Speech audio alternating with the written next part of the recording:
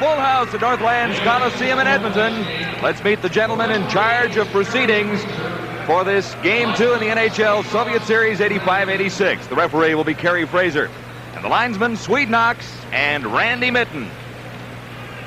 The starting goaltenders for Central Red Army, 27-year-old Sergei Malinkov.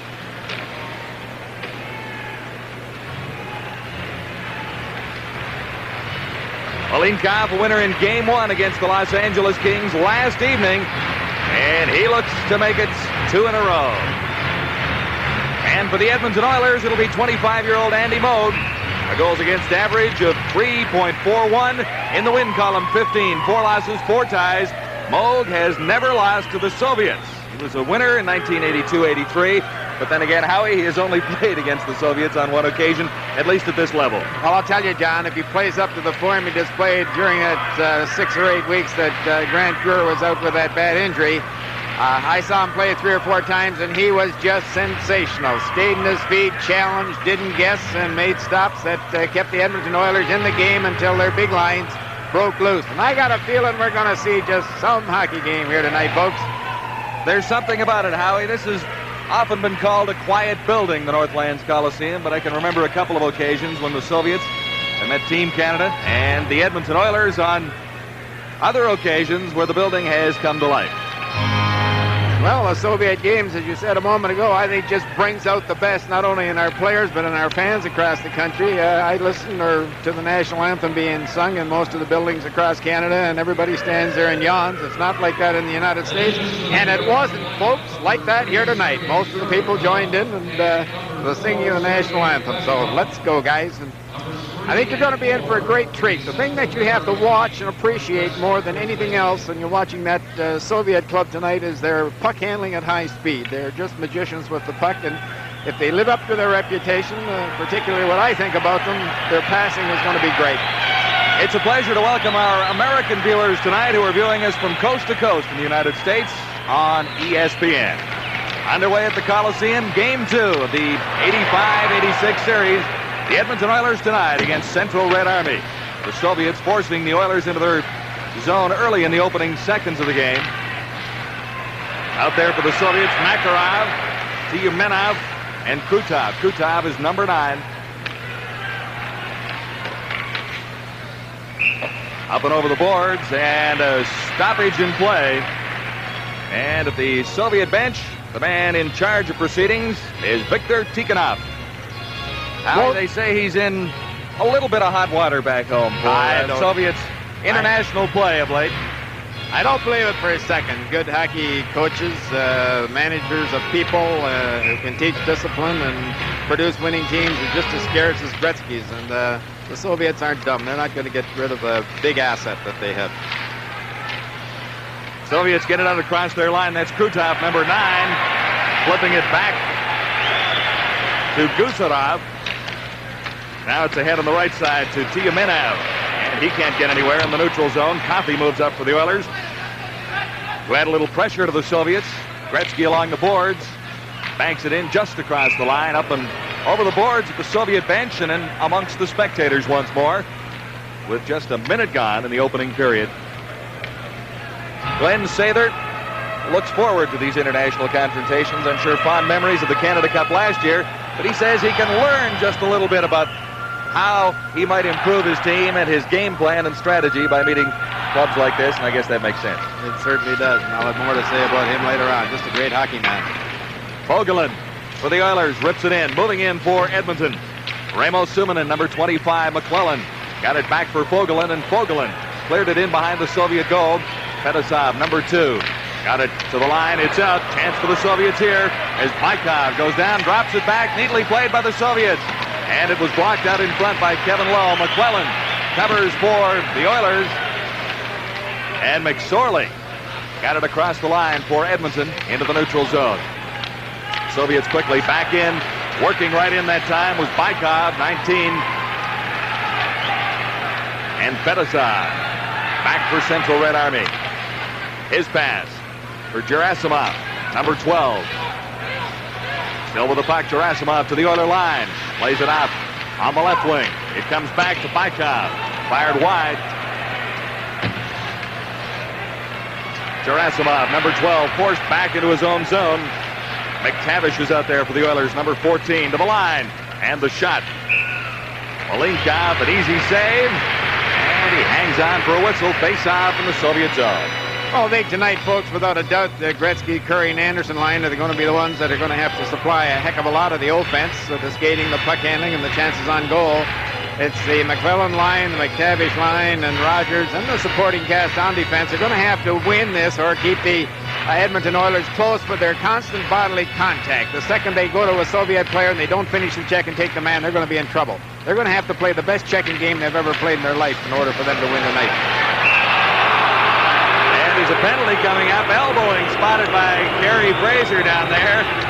You didn't like the call, did you? I didn't like the call, but what I wanted to say is to be able to do all those things I just mentioned to go play the tough part of the game. Not the easy part of the game, but play it tough without taking penalties. And you can't take penalties without the Soviet club taking advantage of it. They have a great power play.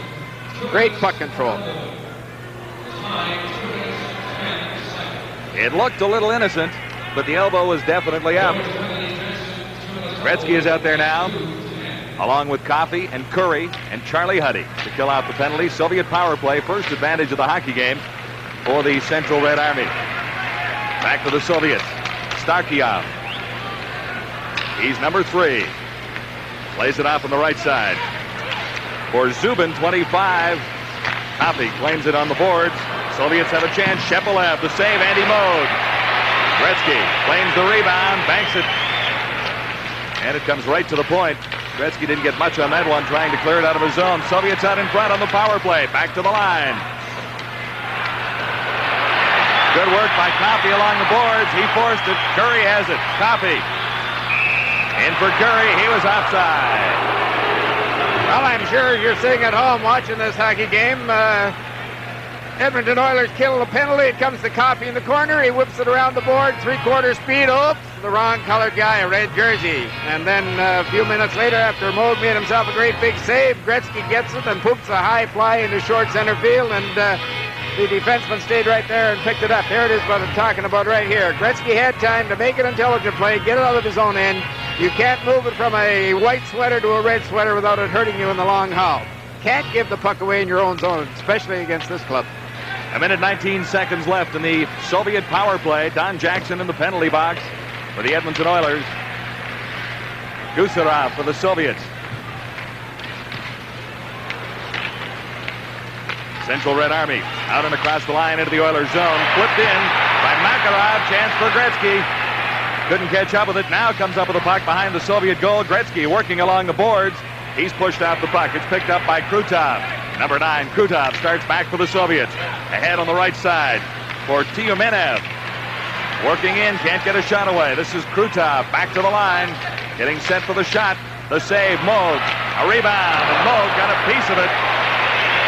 Back to the line once more. Gusarov, number 5. Curry tried to force him out across the line for the Soviets now. Tiumenev. Blocked out in front by the Oilers. Gretzky controls and clears for Edmonton. Scoreless in the opening period. The Oilers in Central Red Army. 18 seconds left in the Soviet power play. Makarov now. To the Oiler line. Feathers one in neatly. Moog played it to the corner. 4 seconds left in the power play. The Oilers have weathered the storm as Jackson steps onto the ice. Soviets to the Edmonton line. Into the corner. Picked up by Veselov, number 11. Got it out in front. No one there. Back to the line. Working in. Fedosov, number 2. This is Hunter. Ahead for McTavish. McTavish couldn't get it for Napier.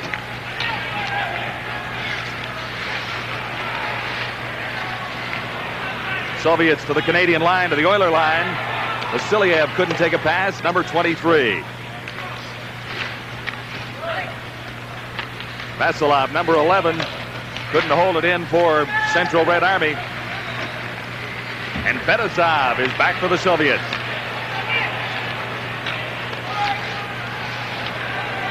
In across the Oiler line. This is Gerasimov, number 12, ridden out by Randy Gregg. Gerasimov still has the puck, trying to get it out front. Gregg is in there, along with Mike Rogers, 19. Gerasimov got it back out in front. Chance fired just wide. Moog, a little lucky there. It fired just wide and came out. Moog covered up on the rebound. Scoreless in the first in Edmonton.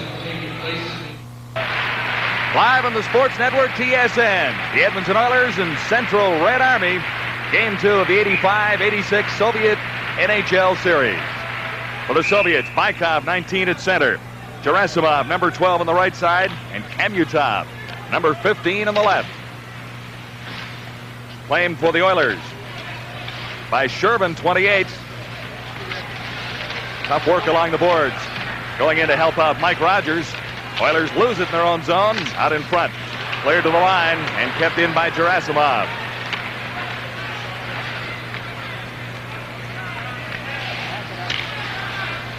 Kamyutov to Bykov. He tried to get it out in front. That shot blocked by Mike Rogers. Dave Semenko for the Oilers, one man to beat. Semenko doesn't have a lot of speed, dropped it back, and the Soviets cover up neatly as Bykov turns around and heads the other way. Over for Kamyutov. Now Bykov in the corner, 19. Kamyutov goes in to help the Oilers come up with it in their own zone. This is Don Jackson for Edmonton. Tries a rink-wide pass for Shervin. Shervin couldn't come up with it. Kevin Lowe over on the right side. Semenko couldn't take a pass in the center zone. Icing called against the Soviets. They'll take it all the way back. Well, folks, we've got something to show you here that the Soviets will constantly try to do, and they're very, very successful at it. What they'll try is to get the Edmonton Oilers playing in this part of the rink. The puck will go around in this area here. Now just watch how it develops. Now you get 4 Edmonton Oilers in that part of the rink, and it's dumped back again. And they stay in that part. Now stop it right here. Stop it right here. Here's the Edmonton Oilers. Look at in this part of the rink here and here. Okay, now let it go. Watch the pass up to the man and the hash marks on the boards. Now there's that great pass, and it's a 2-on-1 break. They manufacture those 2-on-1 breaks. Back to the live action. Gretzky is out there with Anderson and Curry. The forward front for the Oilers, Lowe, number 4.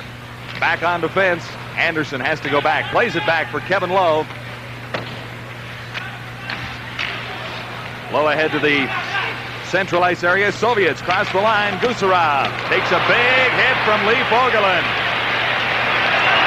Here come the Oilers. Anderson with Gretzky. Got away from the check. At least got away from it partially. And they got elbows up again. This time against the Soviets. Well, what you saw a few moments ago, folks, is what the Edmonton Oilers have to do. Finish the check. Don't throw the stick at these Soviet players, because if you do, ho-ho-de, ho-ho-ho, you'll be looking at a lot of hot air, big wind, and nothing else. Just finish the check on them consistently, and you stand a chance. Here's the penalty. Yes, he did get the elbow up. If he keeps both hands on the stick, it's not a penalty at all. He keeps the elbow down. Still now number 21. 7:08 elbowing. Oilers' first power play opportunity of this hockey game. The Soviets had one, and it remains scoreless at this stage. 12:52 to play in the first period. This is Huddy for the Oilers. Huddy back for Paul Coffey. Coffey lost it. Soviets. Krutov tipped it out neatly. This is Curry. Charlie Huddy.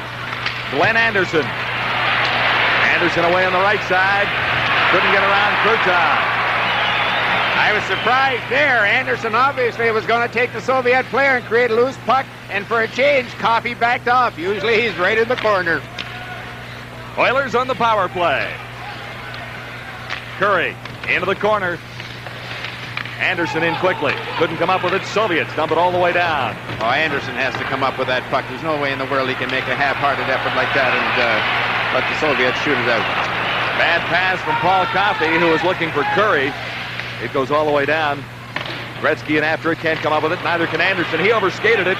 Soviets short-handed, remember. Curry back checking. Claims it for the Oilers. This is Coffey to the line. Paul Coffey. Sharp angle.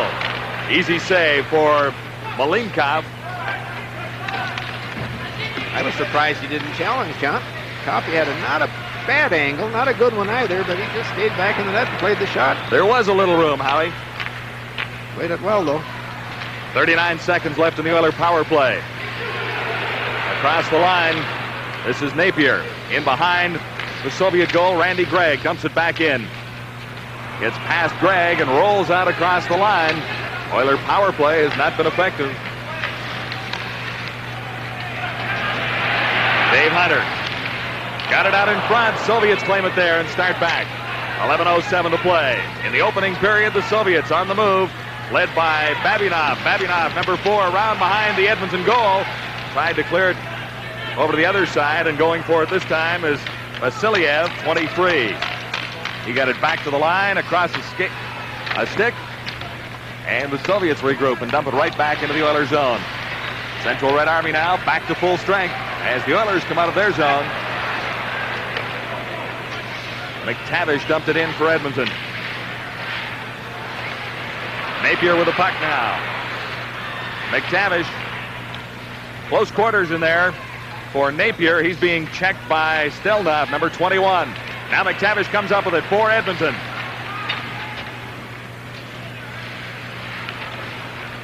Hunter can't control it. Neither can Fogelin at the point.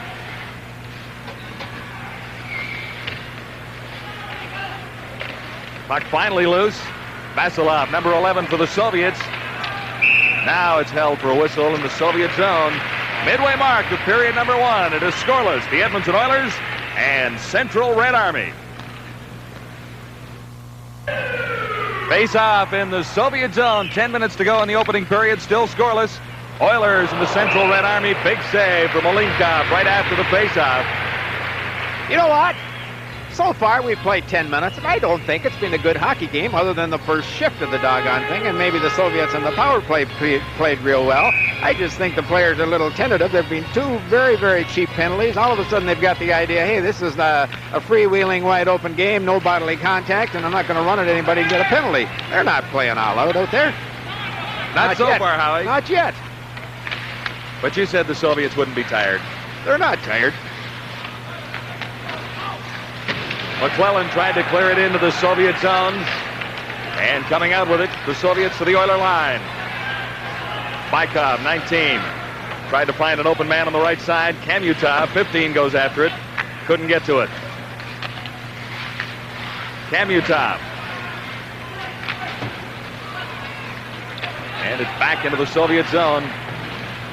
Malinkov clears it around. Oilers get control to the side of the net. Picked up by Suminen. Now it goes to the Soviets once more, who start back, led by Gerasimov. Good drop pass. Good save by Andy Moog from Kamutov, number 15. Moog had to be sharp on that one. Another chance for the Soviets moving in. Gerasimov. Off a leg out in front. Another save by Moog and batted away. Back to the line. And the Soviets keep it in. This is Kasatanov, number 6. Oilers were lucky to come out of that one. Moog had to make a couple of big saves. This is Huddy. Riding out Kasatonov, number 6 for Central Red Army. For the Oilers now. Shervin, 28 along the boards. It comes back to him. Look for an open wing. No one there. Semenko after it. So is Drozdetsky, number 13. Nice pass in the center ice area. Shepelev, 27. Good pass going in. Moog, brilliant save. And on the rebound, they score. Moog made the initial save. And on the rebound, the Soviets have taken the lead. What a great pass. Right, watch this pass here. Puts the player home free. He just walks around the outside, and Moog comes out with a stick check, but didn't have a chance in the world to get back up to control the rebound or make a save on the rebound. The Soviets came close to scoring on 2 occasions before that, and Moog made unbelievable saves, but the second you let up on them, the second you don't stay with your man against these fellas, and it was Zubin who put the puck in the net. Alexander Zubin gives the Soviets the lead at 1-0 with 8 minutes to play in the opening period. Moog had to make a couple of big saves just prior to that, and he made one but couldn't cover up on the rebound. He was hopelessly out of position. Trailing 1-0, the Oilers start back. Gretzky can't take a pass at the Soviet line. And quickly, Central Red Army to the attack. This is Zubin, 25. Now Shepelev. Off a leg, the shot ricochets into the corner. And a penalty coming up. Something else, John, quality shots. I can't remember the Oilers having one yet. They're not really playing with the jump that they should be having. Here's this save that Andy, he didn't make it. That's the penalty in front of the net, and can't understand why he took that penalty on the attack. Two things stand out in my mind already. Just how well the Soviets are playing defensive hockey. They're just taking everything away from the Edmonton Oilers, particularly in their own end. Their discipline is just outstanding. They're not giving anybody a scoring chance, even the Gretzky-Anderson line when they were on the ice with a man advantage.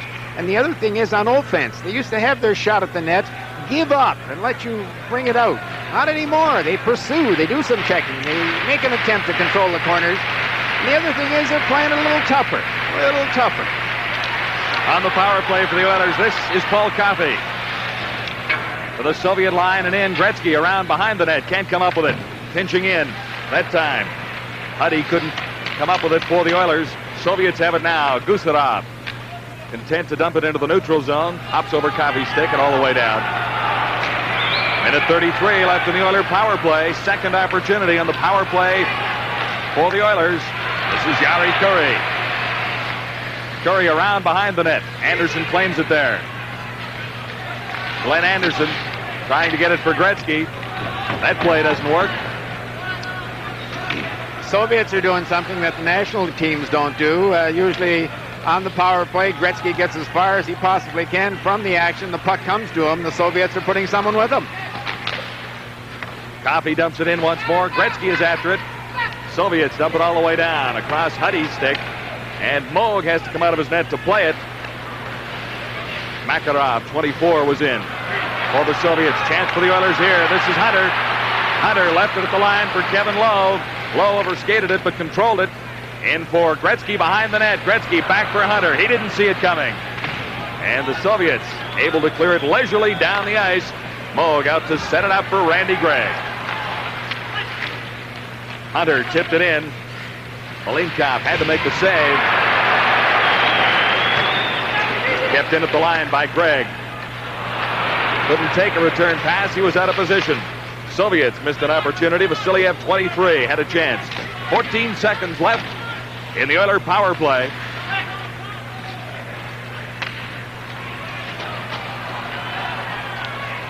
Kevin Lowe flips it into the Soviet zone. Icing called. Mark Napier couldn't get there quickly enough. So 1 second left in the penalty to Drozdetsky. Soviets, Central Red Army, leading the Edmonton Oilers 1-0. Well, this is a very... Face-off is in the Edmonton Oilers zone. Central Red Army leading by a goal. 5:37 to play in period one. At center ice for the Soviets, Bykov, number 19. He's out there with Gerasimov, number 12. Kevin Lowe controls for the Oilers. McTavish got it to the Soviet line, but not across. Hunter has some problems. Now it's back for Lee Fogelin. Babinov, number 4 for Central Red Army. That pass goes astray.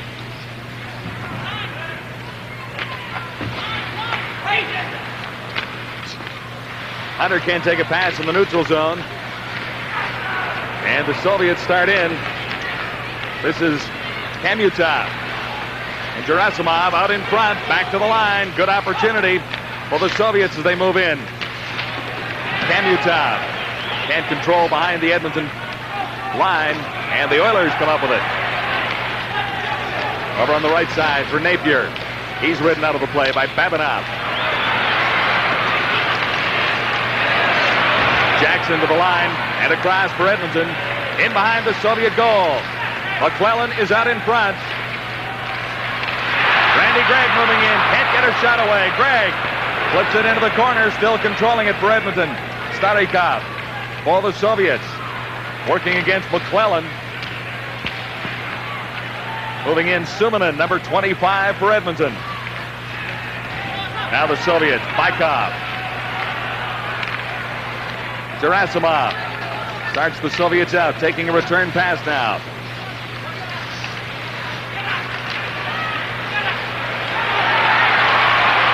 Suminen for the Oilers to the line of the cross, dropped it for McSorley. McSorley going in, takes shot, scores! Marty McSorley had some trouble with it too, Howie, caught up in his skates. Well, it was a great drop pass that held the Soviet defense right there. Watch this. You have two Soviet defensemen, particularly that left guy, chasing him as he cut across in front. And the drop pass was misplayed first by McSorley, but boy, he just kicked it off his skate. Look at there, right up on his stick. And did he pick the far corner? And I'm very much surprised again that Malinkov did not challenge. He was backing up. When the shot was made by McSorley, he was backing up, and that just opened up that far corner. Suminen draws the only assist at 16-13. Greg gets one as well. I'm sorry about that. Suminen and Greg setting up McSorley. It is even at 1, period 1. Oilers come to life just a little bit with 3 minutes, 27 seconds to play in the opening period. It has been slow at times, but the Oilers have a little life after getting even at 1. Well, that should bring... There's Paul Coffey, and folks, it's just a pleasure to do the amount of games that I do here at Edmonton and see this guy play. He's probably as good a skater as ever played in the National Hockey League, and there are times I say he's even better than the great Bobby Orr. He's a wonderful entertainer. Just give him 2 strokes and zip, zip, and he's gone. And he hits full stride in about 3 strokes at the very most. And then when he gets to the opposition's blue line, he starts to coast and passes everybody. He's not got under a full head of steam tonight, not really played that well yet, but give him a chance. Great hockey player. Paul Coffey will be with Jim Van Horn in our first intermission. And one thing he can do, the knock on the guy, is that he can't play defense. That's not right. When he wants to, he can play defense, play well behind the blue line, as good as anybody. Semenko had a chance right from the face-off, didn't have anything on it, fired it wide. Soviets on the move once more. Makarov still has it, ridden out by Paul Coffey. Semenko got it out across the line, and it dribbled back in. Well, there he had an excellent chance to see Coffey's lateral mobility. He just made the turn, and that Soviet player put about 7 moves on him. And he took the puck off him and advanced it up to the Edmonton Oilers player in the blue line. He can transform the game from defense to offense as quick as anybody who ever played. The problem, I think, so far in this first period with the Oilers is they're putting sticks where bodies should go. The supporting cast really has to get out there and take the man. That's Lee Fogelin after it. Tiyumenov of the Soviets goes in, number 28. And it'll be icing called against Central Red Army. It is even at 1 with 2:47 left in the opening period. Victor Tiyumenov. How'd I do, Howie? Very good. I'll tell you what, I have trouble with his name, but he is quite some hockey player. He can skate, and another thing I've noticed is that the moves that the potential pass receiver has that he uses in order to beat the check. I just think you'd go, or to beat his check, you'd go cross-eyed watching them, and when you're sitting at home, just watch it if the camera picks it up. They're amazing. They don't give up without making 4, 5, or 6 moves.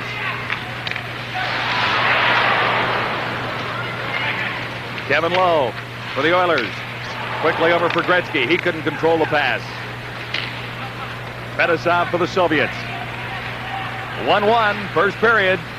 2 minutes, 25 seconds to play. Chance for Gretzky. Oh! Malinkov made the save. Gretzky was out in front all by himself. And he had a little behind that one. The kid's got to be lucky. Watch Gretzky wind up. Now he starts down right there. Look at, he's on his way down and was just, well, wasn't quite as high as I thought it was from up in here. Made a pretty good save, but he gave Gretzky, he stayed on his feet, gave him all kinds of time till he started to come through, follow through, and then started down. Had it been a little higher, he'd had problems. Yari Curry kept it in at the line. Curry in for Gretzky. Bouncing off his stick and in amongst the spectators. Gretzky was already moving on that one, Howie. Yeah, but certainly Curry made the pass to Gretzky. Gretzky couldn't put it in from the position he was at, and this Soviet team just picked up Gretzky and also picked up Curry, and Curry was checked. When you get in that position on this hockey club, shoot the puck. Any hockey club, but particularly this one. Vasilyev and Vasilov out there with Gamayev. Gamayev at center, number 18 for the Soviets. This is Vasilyev, 23, going into the corner. Can't get anywhere. Anderson for the Oilers. For Curry. It's Don Jackson and back to Curry. Randy Gregg now out in front. Jackson banks it off the boards. Gretzky was well covered. Had two Soviets with him, but Gretzky somehow got away. The puck is right back to him. To the line across. Here's Anderson going in. Malinkov. Got a pad on it. Andy Moog at the other end. The save that time on Gamayev. And the net is off. It's moorings down there. Moog a big save at the other end. Well, two things. That fellow you're looking at there has a reputation of sleepwalking through shifts, through periods, and he has so far. But watch right here. The puck was bouncing. Had that puck been on his stick, and he stayed in control. The other thing here is look where Andy Moog is. He's been that far out all night long. He knows the Soviets, once they get it in the deep, deep slot or anywhere in front of the net, they've changed their style. They don't overpass anymore. They'll shoot the puck, and Moog has made 4 or 5 excellent saves tonight for no other reason than the fact that he's cheating a foot or two. Oilers ahead for Mark Napier. Still with the puck, Napier crosses the Soviet line. Tried to get it for McTavish. McTavish skating in after it. And Gusharov for the Soviets, number 5, comes up with it. Soviets starting out. This is Bykov, 19, takes the shot. Moog the save. See where he was there again? There's no way in the world. Lowell got caught pinching, and the second you get caught pinching, it's a 2-on-1. And a 2-on-1 with this club, guaranteed, folks. The goaltender has to make a great, great save. And that guy you're looking at there, Andy Moog, has made 7 or 8. Bykov, number 19 at center for Central Red Army. Gerasimov, number 12 on the right side. And Kamutov, 15 on the left wing.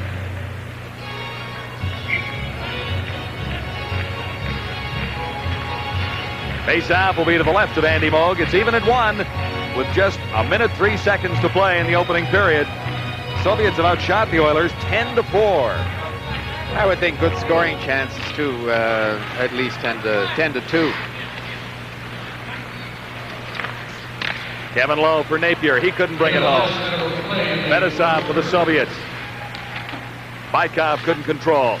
Lee Fogelin along the boards. McTavish for Edmonton tries to kick it free, but it's held there. Face-off in that centralized zone with 44 seconds to play.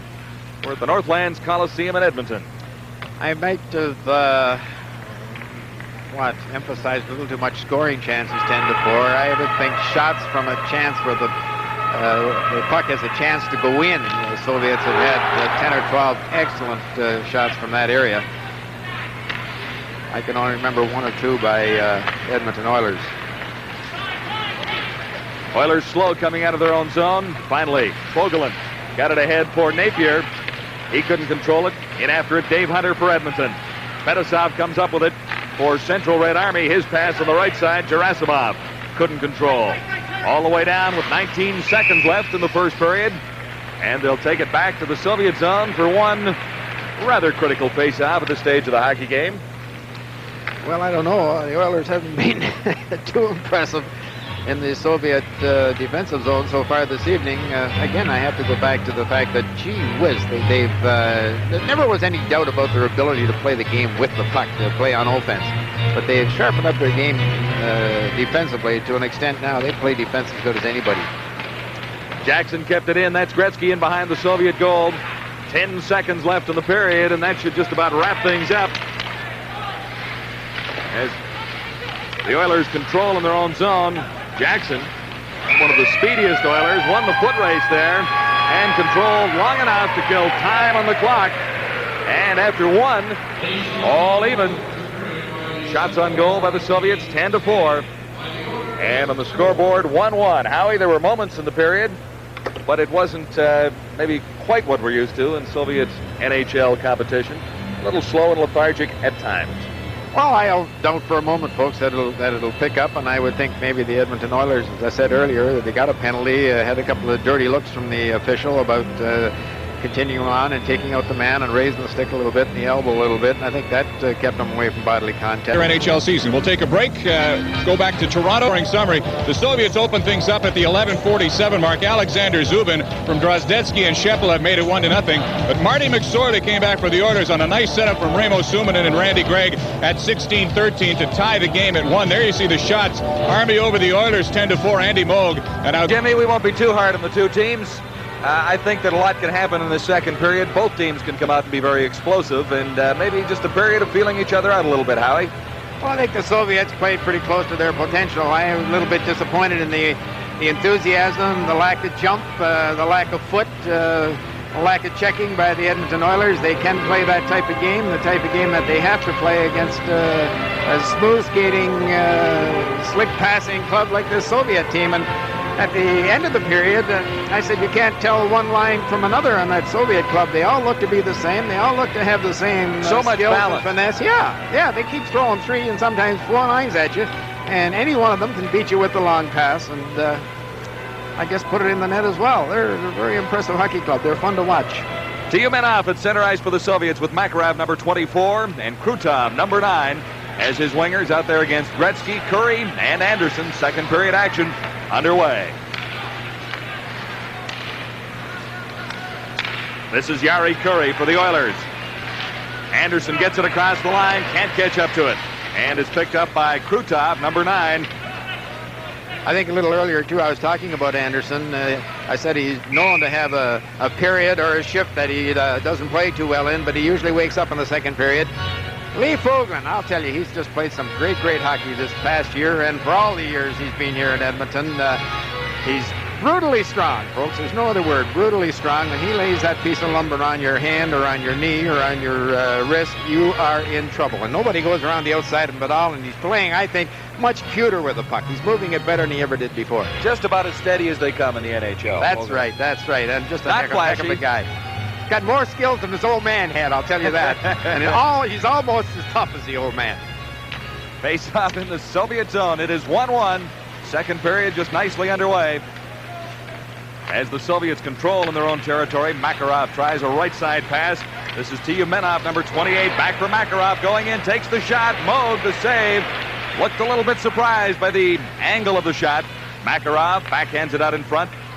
Huddy for the Oilers, claims it there. Now Curry. Oilers slow coming out of their zone. Banked off the boards. Gretzky leaves it. Curry goes in after it. Red Army to the attack. This is Tiyumenov. Krutov, number 9. Can't get anywhere. Curry, just a little too far. The pass for him that time. Soviets dump it right back into the Oilers zone. Coffey now for Edmonton. Tried Gretzky in the central ice area. He couldn't control it. Coffey for Anderson. That didn't work. Gretzky picks it up. Backhand pass to Curry. Curry couldn't slip through the defense. Couldn't control the puck. Curry has to go back into his own end. He's probably by far the best defensive hockey player, best defensive forward on the Edmonton Oilers. When he runs up ahead, he's standing still. He doesn't do anything constructive. But when he goes deep in his own end and then comes late, it's just murder. He's a great hockey player. Tonight he's standing and waiting for the defenseman to give him the puck in the center ice area. There's a guy who's playing great hockey for all you people in the Montreal area. Just never gives the puck away. Up and down his wing. Does so many little things right. He's an excellent checker, and give him half a chance and he'll put the puck in the net. He has been a great addition. Second or third line player for this Edmonton Oilers hockey club. 10-year NHL veteran. I remember I used to go into Toronto when he played with the old Toronto Torals just to see that kid shake, rattle, and roll. My goodness, could he skate. Never saw a better skater. At 17 and 18, he could fly. Napier along the boards, lost it momentarily, but it comes to the Oilers. This is Rogers. Rogers for Don Jackson. Jackson got it out in front. The Soviets are quick to cover up. Oh, Jackson's a little mad. Someone took his feet from underneath him and he kicked at him. McTavish lost it along the boards. Soviets control in the Oilers zone. Moog had to make a save and a point shot from Kasatanov. Kasatanov kept it in at the line. McTavish couldn't get it out. 14 for the Oilers. For the Soviets, Kamutov, 15. It is finally out across the line and back in. Whistle down. The faceoff will be just outside the Oiler line at 1-1. 17:40 to play in the second period. You know, flooding the zone since the last 7 or 8 years in the National Hockey League, and I guess it's particularly been developed because of playing the European teams, has been copied and done very, very well by NHL clubs and all Canadian and American hockey teams at whatever level. But watch the Soviets tonight. They flood a zone tighter and with more people than I've ever seen before. So far, they haven't got burned. McTavish for the Oilers across the line. That play broken up neatly. Soviets start right back. Drozdetsky is open, number 13. It doesn't go that way. Drozdetsky into the corner as Shepelev took the shot. This is Shepelev for the Soviets. Out in front, nobody there. Goes to the sideboards. Zubin, 25 for Central Red Army. Couldn't control. Babinov ahead for Drozdetsky, 13. And it's back out across the Oiler line. A penalty coming up against the Oilers. Looks like Hunter, number 12, for tripping as Andy Moog touches it behind his own goal. Hunter, guilty of tripping. The Oilers will be a man short. Even at 1 in period 2. Players Hunter getting a very, very foolish penalty, and I'm not. Oh, gee whiz. The Soviets can do it too, folks. I thought it looked a little innocent. One hand and just laid it on his knee, and down he went. Well, they're pretty good learners. On the power play for the Soviets, kept in at the line by Gusarov, number 5. Back to him now, and it hops across his stick. Soviets have Tyumenov, 28, Makarov, 24, and Krutov, 9, out on the power play. With the puck right now, Gusarov. This is Krutov. Krutov easily across the Oiler line. Took a pretty good check from Charlie Huddy. Soviets control on the power play in the Oiler zone. Man out in front, open. Stelnov fired it wide. Oilers dump it down. Can't understand that point man. The defenseman moved in the top of the circle. Nobody to block the shot, and he made a pass. Got to shoot the puck. Makarov for Central Red Army now. Across the Oiler line. Left it there for Krutov. He works into the corner. Back to the line. Fedosov. Gretzky was there.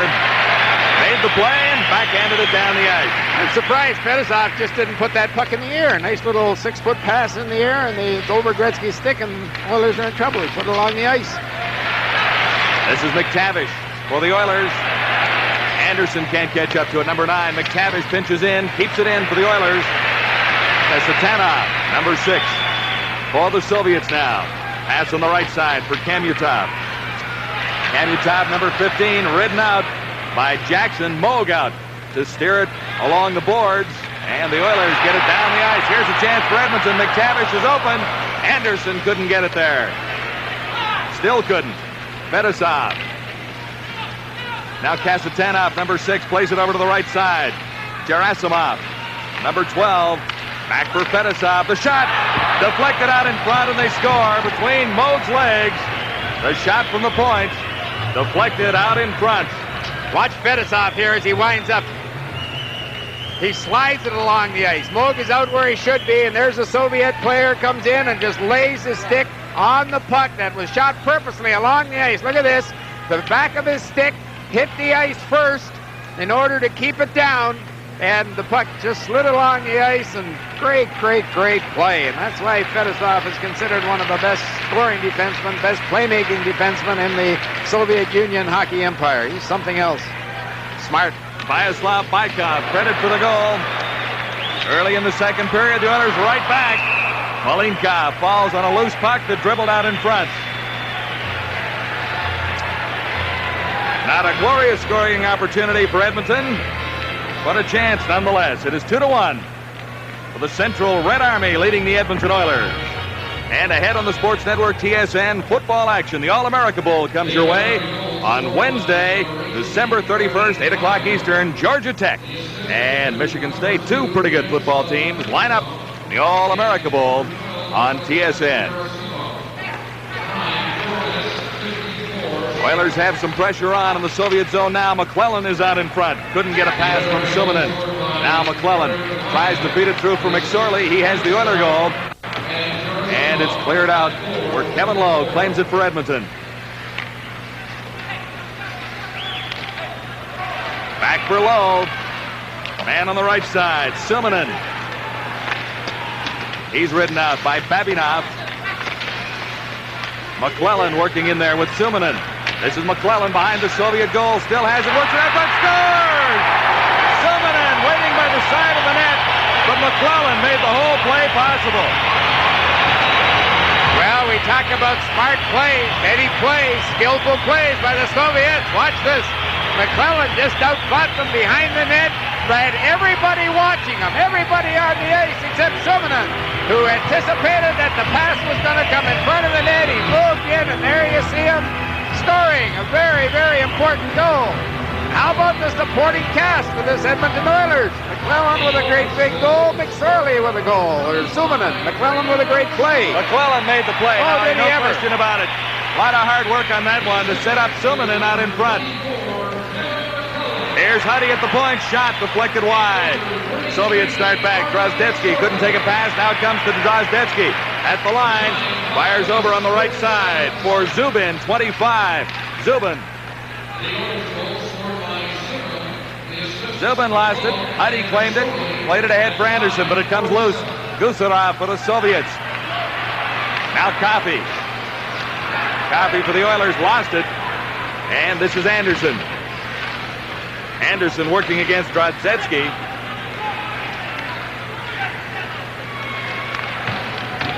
Oilers having difficulty getting it out of their own zone. Now it comes free to Gretzky. Gretzky down the right side. Man out in front. Gretzky circles the net and backhands it through on the short side. Soviets again. This time Shepelev. Shepelev going in. Man open on the other side, and Moog. An enormous save. Andy Moog. How about this? Now there's a little action. Andy Moog has the Soviets shaking their head. It's a slow pass. Watch this.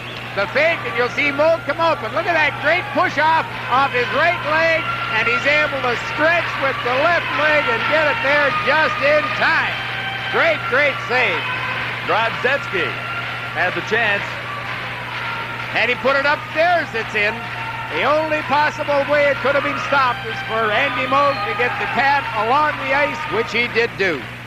That Drozdetsky is some pretty good hockey player, I'll tell you that, Big John. Out there for the Soviets now. Tiamenov gets the draw right back. Moog, a pad save. And the rebound is cleared. No penalty. Or is there? No, there isn't. It's gloved ahead. It was whistled down. The puck was gloved ahead. Another look. He just missed that save. There's the penalty. That's a bit of a dive, too, so we're even. 1-1. The Soviets, though, got a penalty for that one. How about that Andy Moog? Takes one away from Drozdetsky with his left leg, and then right from the face-off, off the same fellow with his right leg. Great, great save. This is Tiamenov. Tried to get it through for Makarov, 24. Couldn't. Has to retreat behind his own line. Fetisov is there. Long lead pass. And Kutov couldn't find enough skating room. Trailing on the play. Tiamenov the shot. Moog the save. Had to be offside by 4 feet. Soviets keep it in. This is Makarov getting set for the shot. That one blocked by Randy Gregg. Out in front. Moog goes down again. And blocked Kasatanov, who had skated out in front and off the moorings. That's the reason for a stoppage in play. Dr. Randy Gregg played it smart. When he saw the puck, he missed it behind the goal line, went out in front of the net, and he just skated into the net and took it off its moorings. Yeah. There's the two-line pass. Look at this. All his feet were onside of his feet count fine. No doubt at all that both feet were either one on the red line, the other one on the offensive side of it, or defensive side of it. But when he received the pass, the stick was 4 feet in the offensive zone, but who cares? Nothing happened, except everybody got mad at it. Back to Fogelin. Soviets another chance. Kamyatov, 15. Back pass for Bykov. Bykov into the corner. has it taken away by Fogelin and Lowe.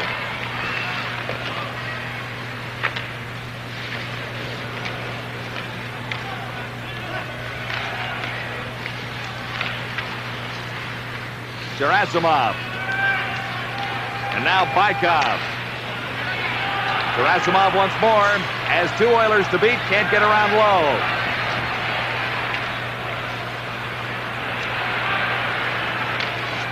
Hunter along the boards, it finally comes free. McTavish had a chance at it. Soviets back to the attack once more. Gerasimov into the middle for Kamutov.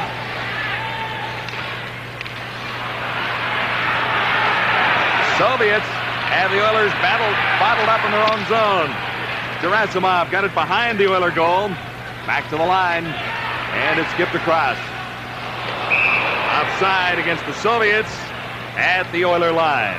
The NHL Soviet Series, 85. Here with the Sports Network TSN, we're even in the second period.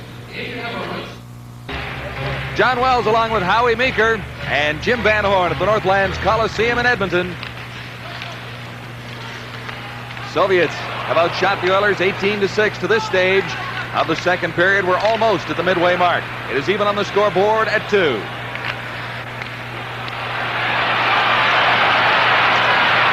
Paul Coffey flipped it into the Soviet zone. McSorley in after it, number 33. Oilers now in possession in the central Red Army zone. McClellan can't get to it. McSorley overskated it. McClellan tries again. And he's held along the boards. Finally picked up by Vasilov for the Soviets. McClellan is down. Kept in. Shot from the point. That one off the post. The rebound. Great saves. But Malinkov coming up with a big save on the rebound. It came bouncing right out. Well, the fellow you looked at there makes a pretty good save here. Again, he's not challenging, and he's down unnecessarily. But look at, he stacks the pads, and the Edmonton player was not able to get it up high. He went down in the first shot, shouldn't have, and almost paid the price on the second. Sergei Malinkov, 27 years of age. A winner in his first appearance on this tour in Los Angeles last evening. From the faceoff, Kasatanov got it to the line. It's out and across. Soviets quickly to the attack once more. Going right in. Moog came out and challenged the shooter that time as he cut down the angle on Shepelev. Out in front, Moog is down with Drozdetsky, number 13, standing in front. Moog had little choice. Well, here we want to show you the Soviets creating a little open ice and creating a pick at the same time. Just let it go a little bit further from here. Let it go, Carl. All right, stop it right there. Stop it right there. What's going to happen here is this player will come in and force the player to go back, but he'll create interference all the way. Now look at this, how he takes him out. There's the open ice, and there's the pass, but the Edmonton defenseman cut across just in time to get a stick on it. Back to the live action after the face-off in the Oilers zone. Randy Gregg got it to the line, not across. Zubin had it for the Soviets. Penalty coming up.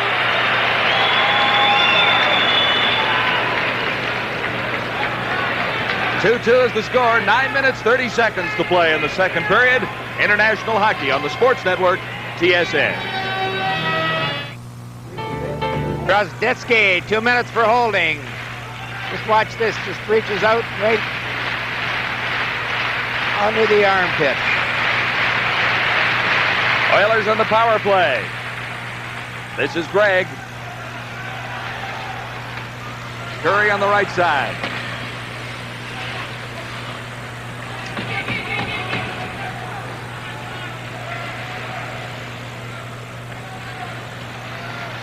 Here's Kevin Lowe for Curry. Curry having some difficulty. Over for Gregg now on the right side. In for Gretzky. Malinkov comes out of his net, steers it around, and it's cleared down by Central Red Army. Well, here comes the artillery, Coffey. Give him the puck and let him go. That's it. Give him the puck. I'll skate. Minute 18 left in the power play.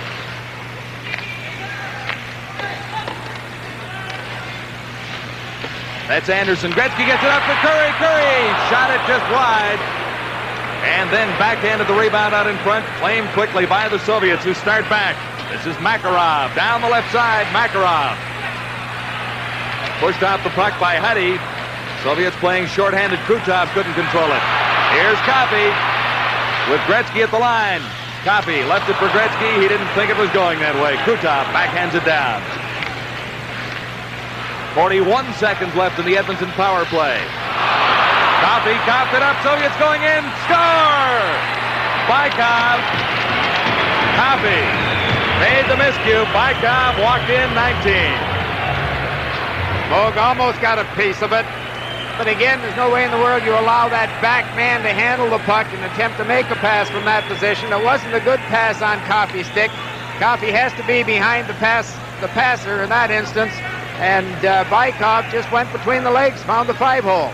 It's a bad pass, but nevertheless, when you're making that type of a pass, whether you're a man short or 5 aside, folks, the pass receiver is behind you.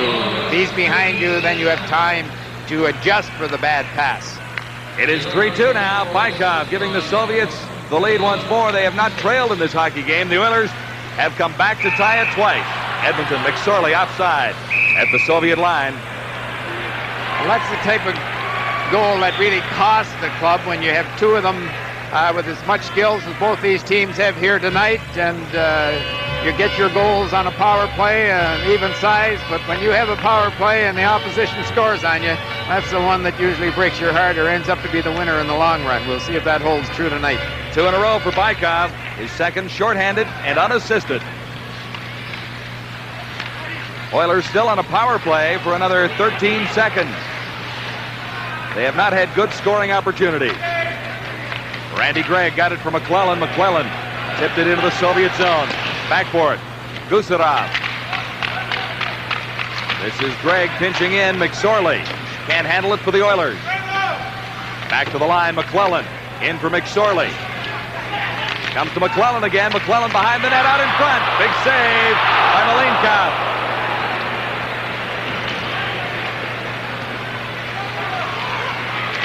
This is Suminen.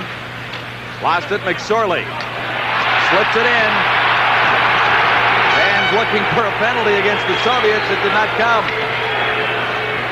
McClellan upended out in front. Gregg moving in. Good hit. But the Soviets dump it all the way down. Jackson touches. Faceoff goes back to the Soviet zone. Up to this point in the game, McClellan, Suminen, and McSorley are head and shoulders the best line for the Edmonton Oilers. And this pass goes to Suminen. He picks it up. He'll get it just off the right post, and he makes 2 excellent plays, but he's not able to get it upstairs. That isn't what I was looking for.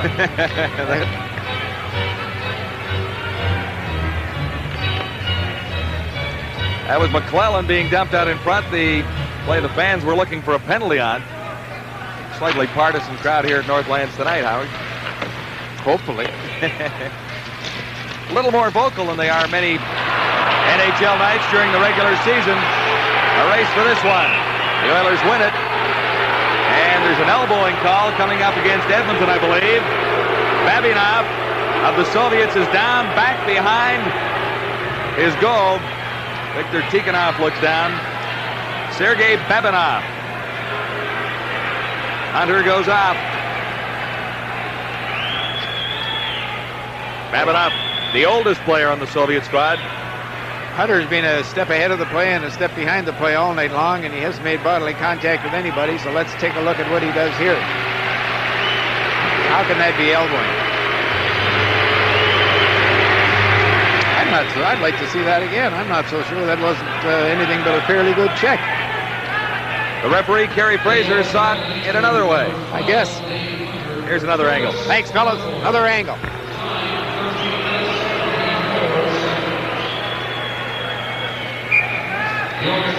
You looked a little higher from that camera. That wasn't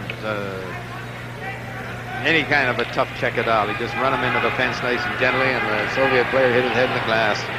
On the power play for the Soviets, Tyumenov At center, 28 with Krutov on the left side. Makarov on the right wing.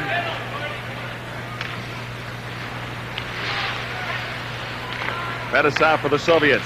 For Tiumenev. Now Krutov. Back for Tiumenov. Tiumenov working in. Plays it over to the other side. Man open at the point. That's Fedosov. Number 2 wide open back there. They go the other way. Right out in front. Moog blocked it. And it's steered aside by the Oilers. Soviets on a power play. Krutov. Back to the line. Fedosov. Back for Krutov. Into the slot and back for Fedosov, who moves in. Plays it for Krutov. He's checked. Good play as the Oilers get it to the line. And across. Not for long as the Soviets cross the Edmonton blue line once more. In for Makarov, number 24. He comes out with it. Makarov back to the line. This is Krutov. Makarov for Fedosov. Oh. Fedosov moves in, takes the shot. That one dinged off the post. Well, Fedosov is doing here what he does, I guess, with the teams back in the Soviet Union. He's got the players dipping and diving. He moved in there, faked the shot, and everybody went down, and he passed it across. He's just a very, very skilled hockey player, and that's the fellow I'm talking about right there, Fedosov. The more you see him play the point, the more you realize that he, by world standards, is a premier hockey player. 25 points in 20 games in the Soviet Elite Division, and he's a league all-star. Well, he does so many things out there. Very, very skilled with the stick and smart with the head, and plays it tough with the body, and that's a rare combination to have all those assets and using them. That's the key, having them and using them. There's a fellow that has all the assets in the world, number 99, Mr. Gretzky. What a hockey player. He's not really been a dominant force in this hockey game as yet, Howie. That's right. He lacks the one thing that would make him really outstanding against the Soviet club, and that's just that extra step and speed. He's adequate, more than adequate, but against a club like this, he needs that extra step. Oof. Curry has trouble at his own blue line, but finds Gretzky at the Soviet line. Gretzky puts on the move. There's Curry going in. Oh! Slid it right across. Molinkov came out. Here's Curry for Gretzky. Couldn't get it through. 14 seconds left in the Soviet power play as Makarov crosses the line offside. Was Kasatanov. Now, what I was saying about, that's Curry there a moment ago, but I was saying about Gretzky, if he could move his feet like he moves the stick, if he could move his feet like he moves his head right here, look at this pass. Just beautiful. He knew where he was, and Gretzky put it, I think, maybe a foot or two ahead. It was on Curry's skate, but had Curry stopped, as he normally would, he'd have put that in a wide open net. But that Gretzky is just a magician with his brain and also with the stick. 4 minutes and 47 seconds to play in the second period. The Soviets lead the Edmonton Oilers 3-2.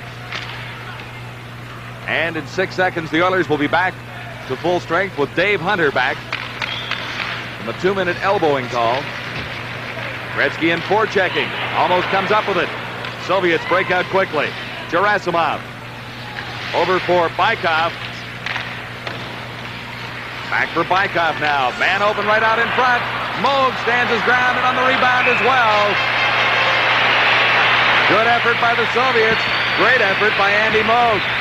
You can't turn your back on any hockey player at any league, particularly here against the Soviets.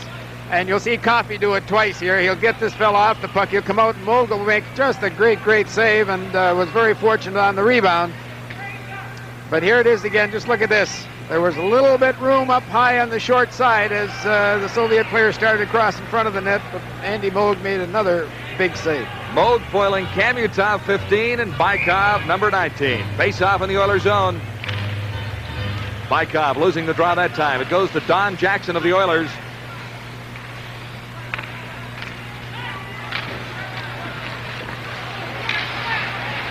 This is Kamutov. Back pass, neatly done, going in, right out in front. And Kamutov had an open net. Couldn't find the handle on that one. Couldn't come up with it. Back to the line, Stelkov. The shot, Moog, the save. All right, here's Kamutov, who just makes a great, great pass. And again, when you're at this position here, I kind of think you got to go for the net. You got to go to put it in. You don't make those fancy passes across in front of the net, because if they're the least bit off, nothing happens. There's a good backhand shot. Look, he hit the puck, had Moog down and out, had the ability to put it up on top, upstairs. Maybe it would have gone in. At least it would have been a shot in the net. But he wanted to make it picture perfect, and nothing really happened. Shepelev moves to center ice for the Soviets with Drozdetsky, 13 on the right wing, and Zubin, 25 on the left side. McTavish lost the draw, but the Oilers gained control as Moog played it for Kevin Lowe into the neutral area once more. Pass on the right side. Here come the Soviets once more. This is Shepelev, 27 with it. McTavish now claims it for the Oilers. One-on-one opportunity. And Anderson couldn't make it work that time. Got a pass out in front. Here's McTavish for the Oilers. McTavish in behind for Anderson. Anderson against Shepelev. Can't control. Shepelev still being shadowed by Anderson. Now it comes loose. Anderson has it, plays it back to the line. No one there for the Oilers. And with 3:06 remaining in the second period, the Oilers regroup back behind their own line. Craig McTavish for Anderson. Anderson the shot. McLeanoff the save. Sergei Malinov.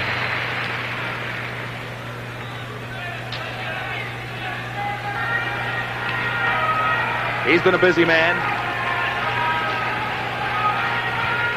He gets the stick caught in the net. Look, he gets up and he can't fish it out again. The taped in. Pull it in. Oh, to heck with the dog. I think I can play just as well without, which is rightfully so. Nothing came of that opportunity. Makarov for the Soviets. One man to beat. Takes the shot. Moog the save. Huddy was covering on Makarov.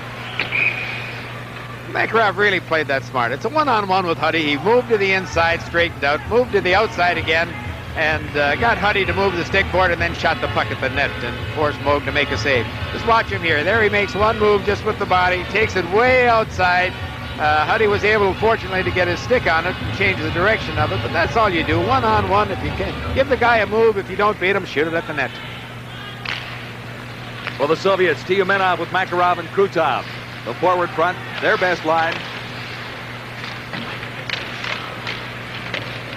Coffey, difficulty along the boards for the Oilers. Finally, gets it free for Suminen. Suminen had it taken away by Krutov. Now Coffey lost it out front. Moog the save out in front.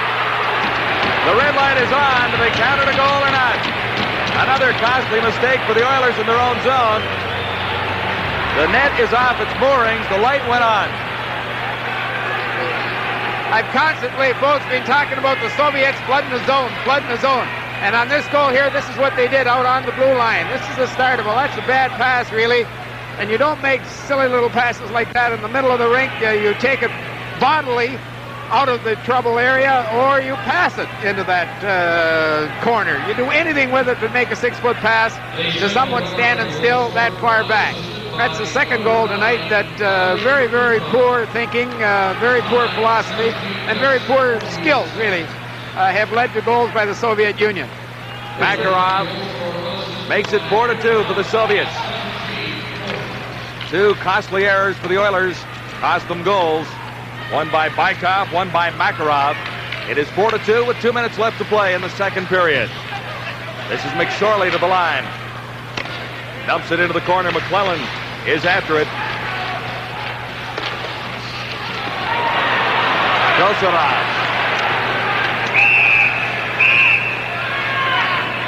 One thing I've noticed really more than anything else tonight by the Soviet club, and I've mentioned a half a dozen things, is they do not go to the attack really until they get the puck out of the blue line. And this, we're just thinking a moment before Makarov got that very important fourth goal for the Soviet club, that half the Edmonton Oilers forwards were standing out in the center ice area waiting for two guys to beat three guys to get it up to them and get on the attack. And the Soviet Union flooded the zone, come up with a puck, and then it's a 2-on-2 situation, and boom, one miscue and it's in the net.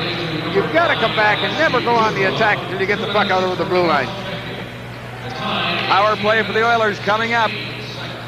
As Gosarov goes out for cross-checking, face-off in the Soviet zone. Now's the time to make the power play work, Howie.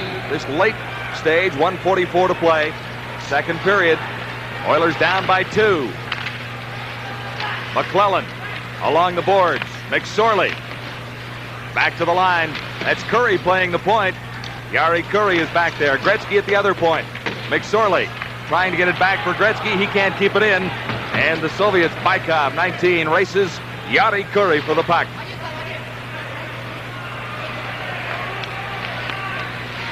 Gretzky overskating it, just got it out across the line. The back pass, though, goes to Jari Kurri. And Kurri can't get across the Soviet line.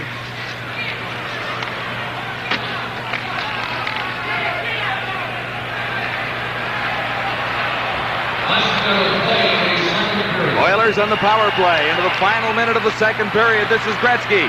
Takes the pass across the line, plays it back, the shot, the save, the rebound. Gretzky comes up with it again. This is Kurri. Jari Kurri working in. Oilers on the power play to the side of the net.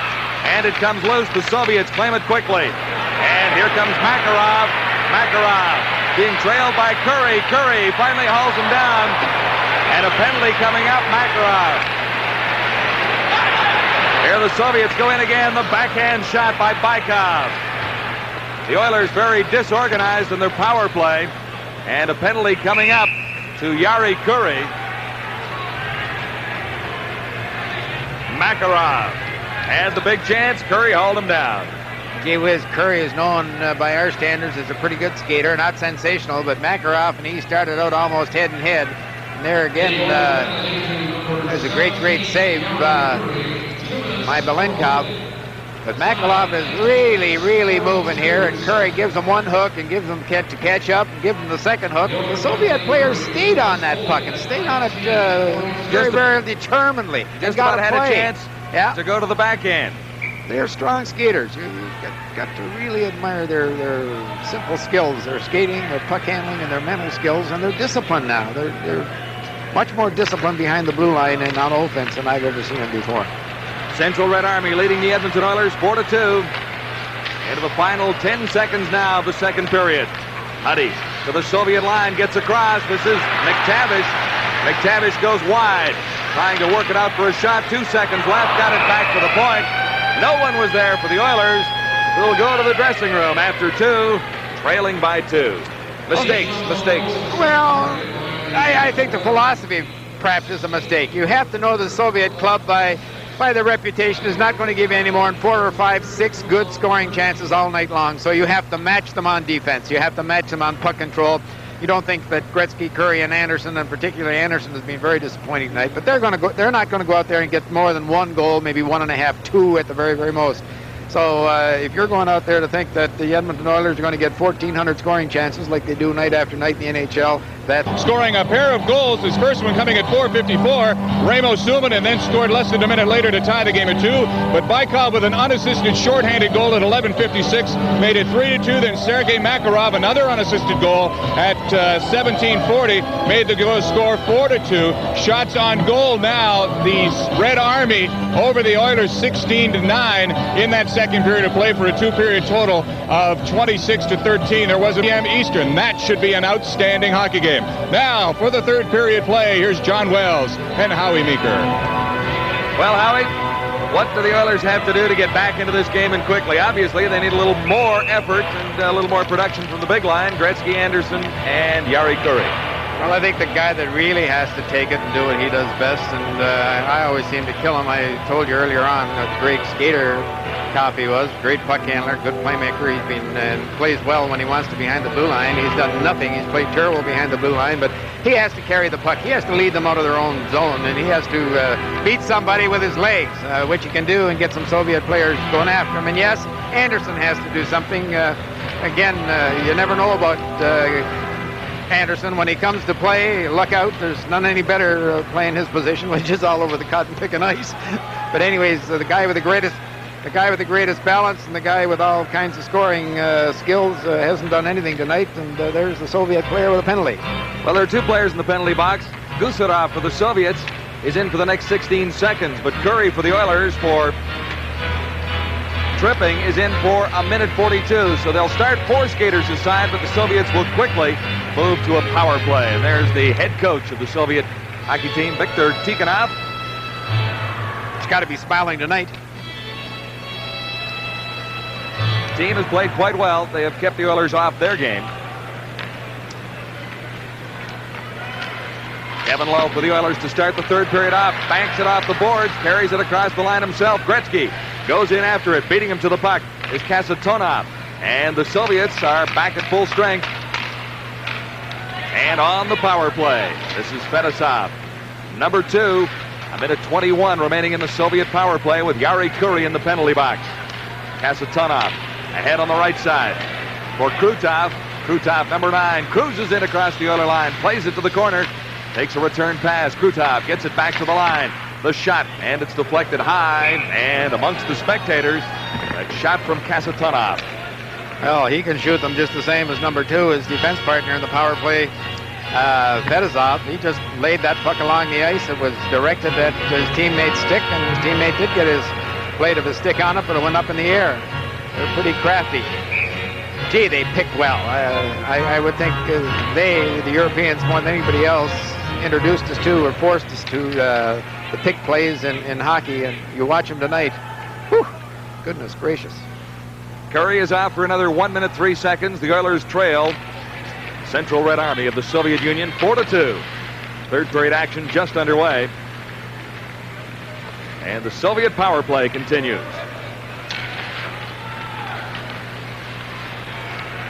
Fedosov, shadowed by Anderson. Plays it ahead on the right side. Goes too far. The pass intended for Makarov, number 24. And whistle down. It'll go back to the Soviet zone for a faceoff. I think the other thing you have to look for as you're watching this game at home, folks, is that the Soviet team try to and usually are successful at moving the puck to the fastest skater on the ice or the fastest player on their side. They don't, or very seldom, give anybody standing still. They'll tic-tac-toe it around, and then all of a sudden it's on somebody's stick who's on the bill daily. Gretzky into the corner after the faceoff against 2 Soviet players. Gretzky has a broken stick. Soviets on the power play for 31 seconds longer as Krutov flips it into the Oilers zone. Moog can't come out to trap that one. McTavish played it to the line, couldn't get it out. Moog out of his net once more for Kevin Lowe. Lowe fires it around. McTavish can't poke it out across the line. Kept in there by Fedosov. Back to Fedosov, who goes to the other side. In close now for Krutov. Krutov had it go off a stick. Lowe was down. It deflected wide of Andy Moog in the Oiler goal.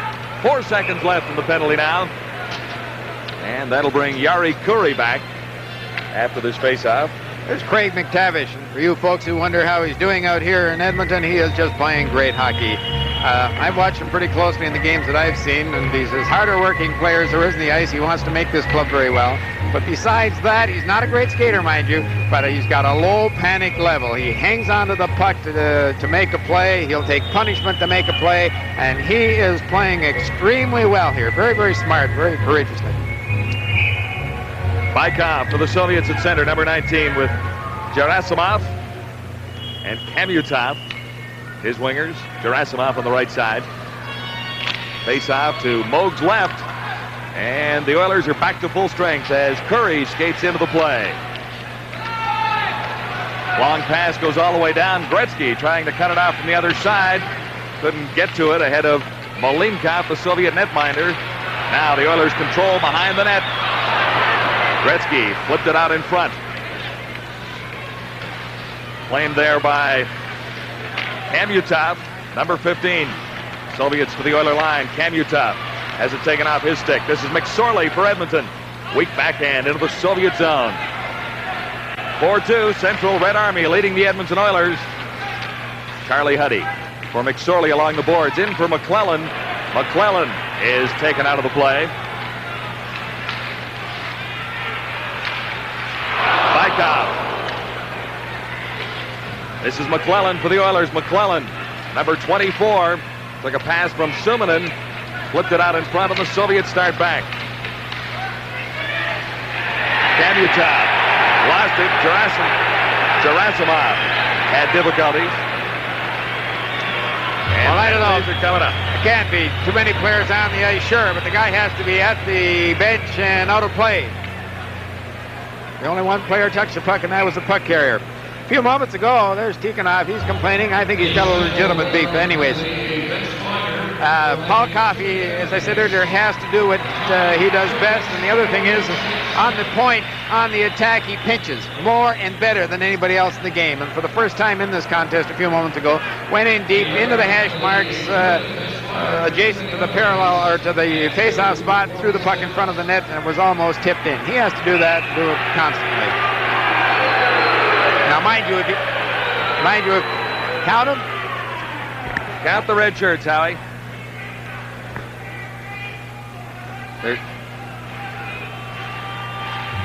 There's a couple out there, Howie. Yeah, there's all kinds at the bench, though, but these two at the bench, they're certainly out of play. There's no doubt about that. Had any of the ones in the vicinity of the bench touched the puck other than the puck carrier, sure, too many men on the ice. The crowd called that penalty anyways. 17-14 to play in the third period. The Soviets lead the Edmonton Oilers 4-2. Teams are quite familiar with each other. I was just going to say, Victor's writing it down. That's the last game that official's going to do in this series. Too many men at 2:46.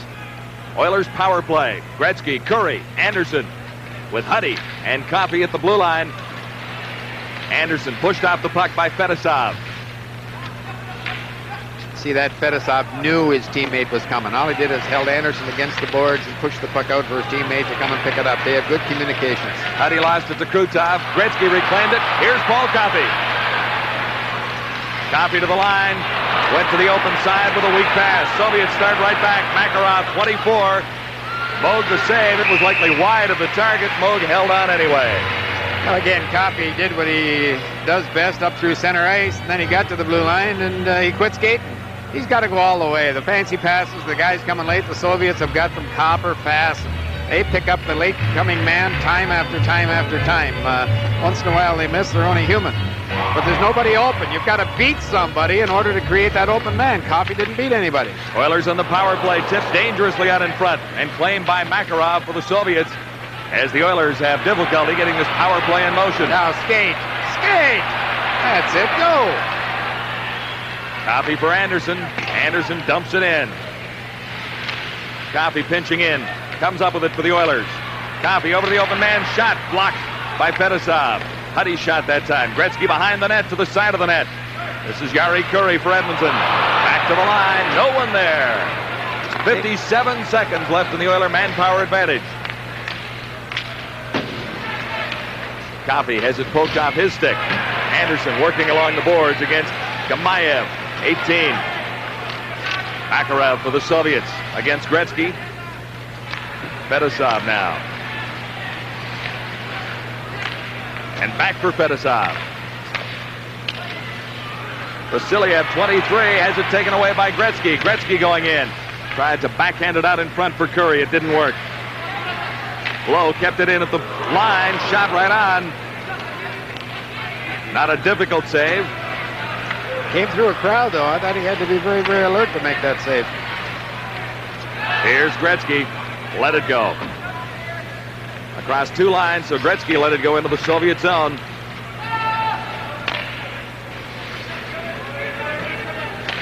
As Kevin Lowe touches it, icing called against the Soviets with 15 minutes and 9 seconds to go.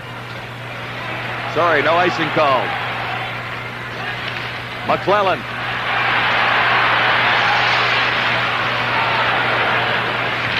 Suminen. He's dumped off the puck. Gregg moving in. This is McSorley for the Oilers.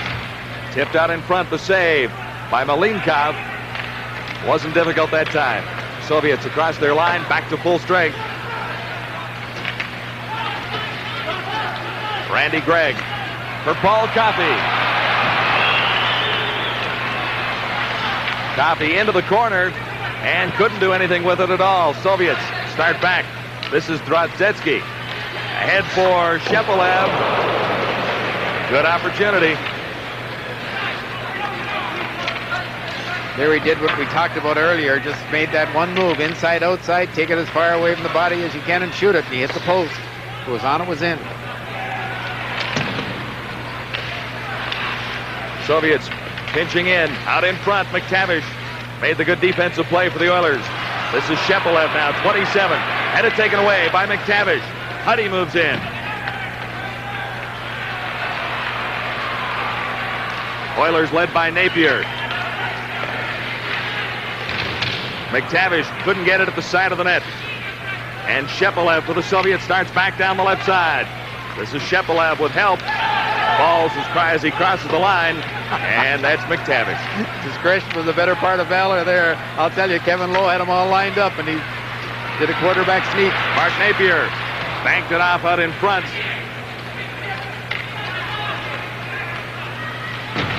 Fetisov taken out neatly by Kevin Lowe. Loose in the Oilers zone once more. And fired just wide by Kamutov, 15. Kamutov dumping it into the Edmonton zone once more with 13:06 to play in the third period. Low for the Oilers. Headman pass for Gretzky. Not quite. Gretzky got it out in front. And there, Kasatanov started the Soviets back. 2-on-1 for the Soviets. Dangerous play here. They move in. Moving right out in front. The shot fired just wide by Gerasimov.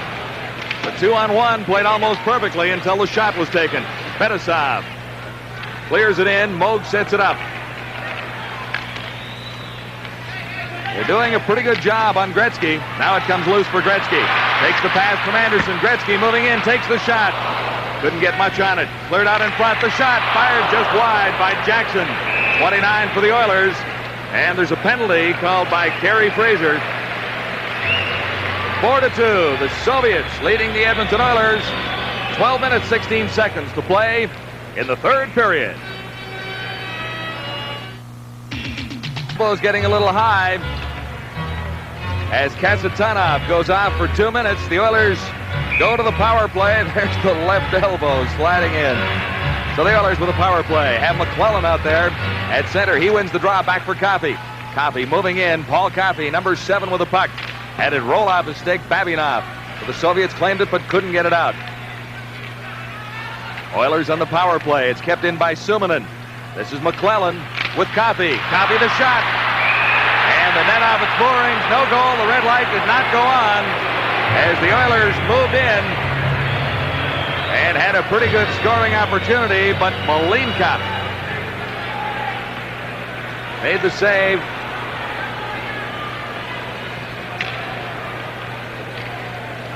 Well, the Edmonton Oilers, as we all realize, could have used that goal. And there you see number 7, Coffey, up where he should be all night long.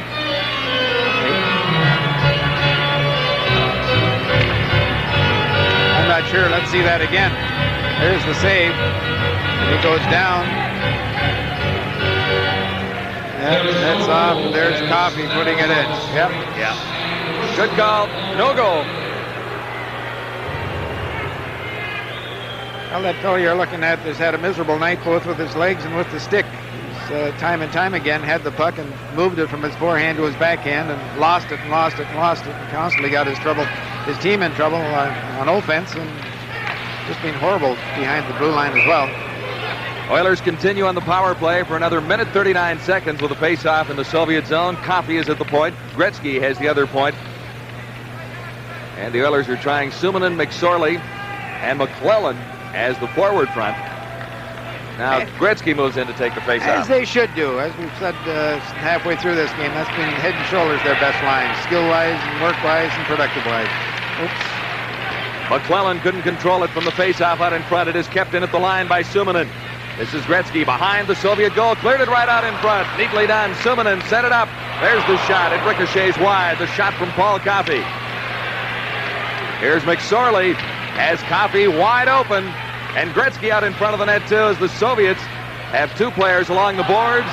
It worked for the Soviets as it was cleared down the ice, and Suominen couldn't keep it in.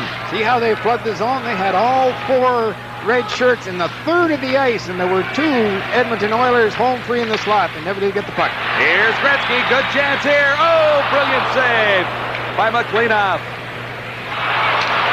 Soviets have an opportunity here. This is Makarov. Makarov going in. McSorley trailing. Now another Soviet comes in. Moog, a brilliant save on Krutov. Soviets are short-handed. McClellan. Coffey.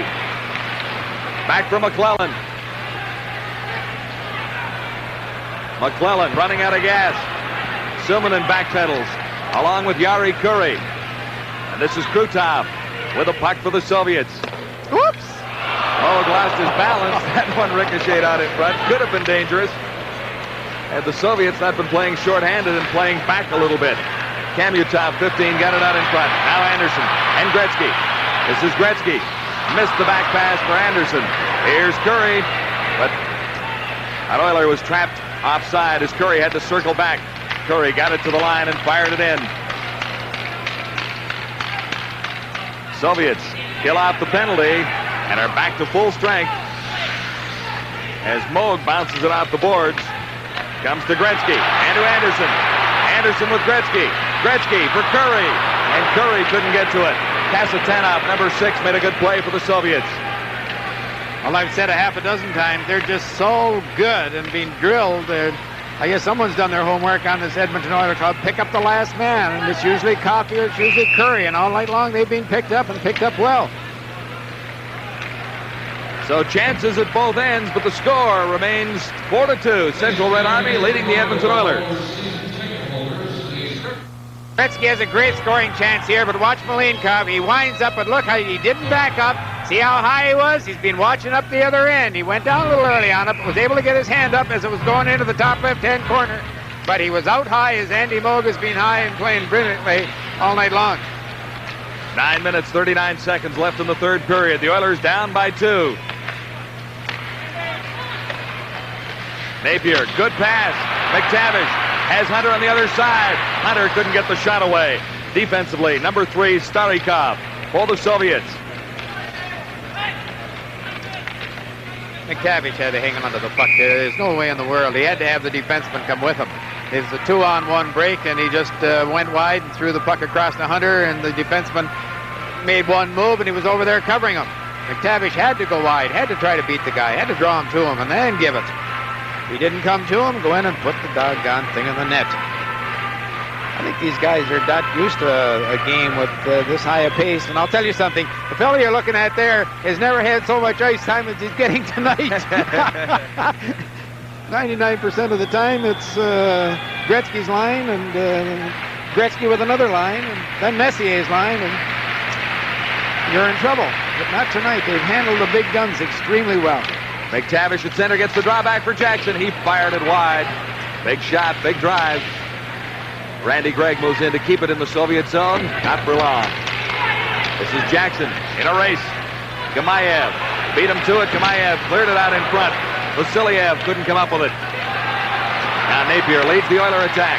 To the line and across. He's not going to get through the Soviet defense like that. Gamayev for Vasiliev. Vasiliev fakes the shot, tried to work himself around Huddy, got Moog out of position.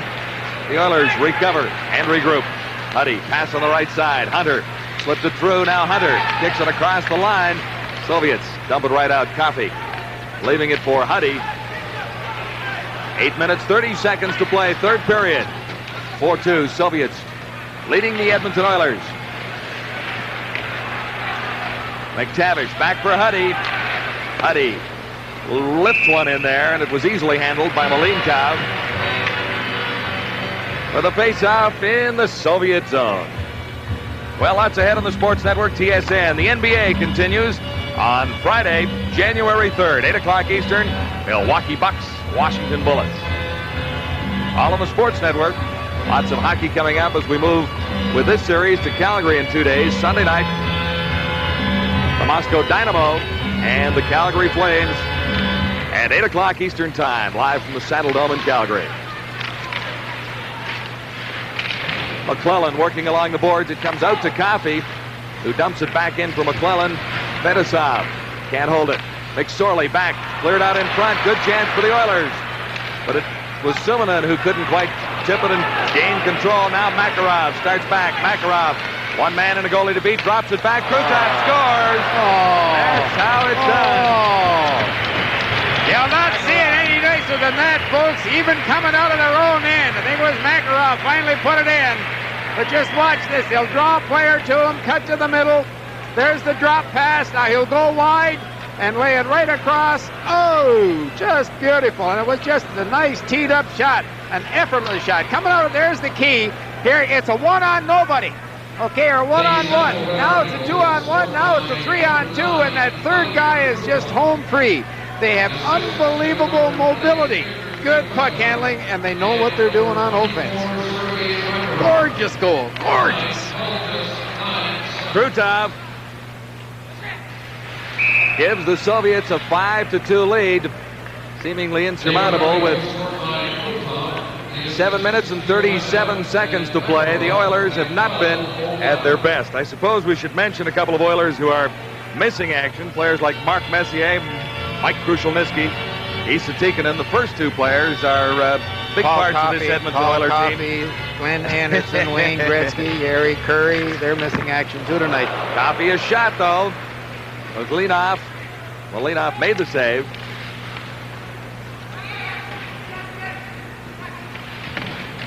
McSorley working along the boards. The Soviets come out with it. This time, it's Gerasimov, number 12, still hanging on. Headed back to the line.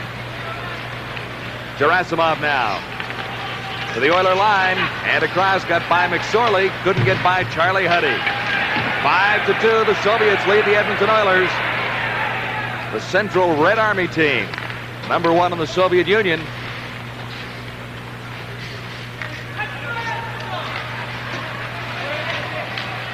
Kevin Lowe tried to slide it through for Suminen.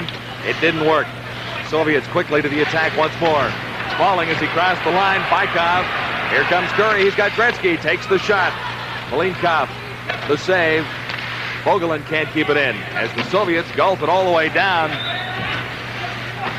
And icing should be called as Kevin Lowe touches the puck with 6 minutes and 30 seconds to play, third period. I'm beginning to wonder what kind of conclusions you can draw about this tonight. Obviously, the Soviet teams have more skill, deeper skill. They skate so well. There are stars on the Edmonton Oilers, then there's a supporting cast. And the supporting cast tonight, because of a couple of outstanding efforts, probably being as good as anybody wearing a white jersey. But certainly the depth of their skating, the depth of their puck handling, and their philosophy, their theories, their discipline has just been so much better than the Edmonton Oilers. Drozdetsky got around one Oiler defender, tried to clear it out front. That play was foiled. Here's Anderson for Edmonton. For Curry. Curry tried to return it to Anderson, and the Soviets take over. Gusarov into the central ice area. Anderson, one more try. Gretzky offside at the Soviet line. Well, there's a guy who's had a bad night like a lot of people have, but normally he's just a heck of a hockey player. He's got as good a wheels as anybody in the league. Better balance probably than anybody else. I've seen him score goals standing on his head or over on his ankles. And he can score goals, and when he comes to play, when he's right, he'll pluck you, I'll tell you. He is something else. But in all fairness to him, he hasn't played for, a couple of weeks, but he's practiced with the club, and he's against probably as good a club team as there is in the world, so. Chance for the Soviets here, going right in, they score! Veselov beats Andy Moog for the 6th time, and boy, they can score quickly. Oh, they can. They don't miss the golden opportunity. All right, here's the pass. Look at it. Hits the stick, but Veselov picks it up and takes one look, and he sees where Moog is, and Andy had to be coming out a little more. There wasn't very much room, but he picked it. He had a pretty good angle right here. There's the pass to the open man, and that's their key to the skating man as well. You move the puck from the toe of his stick onto the heel and let it go, and you got to say it's a good shot and a good pass, but again, the key is they get it to someone who's moving, who's skating. 6-2 now, 5:49 to play. Third period. Oilers in tough against the Central Red Army. Back to the line now in the Soviet zone, deflected out in front. That shot from Jackson. Into the corner after it. Mike Rogers. Rogers for McTavish. McTavish can't get anywhere with it. Look at him front of zone. Look at there, and they come up with the puck.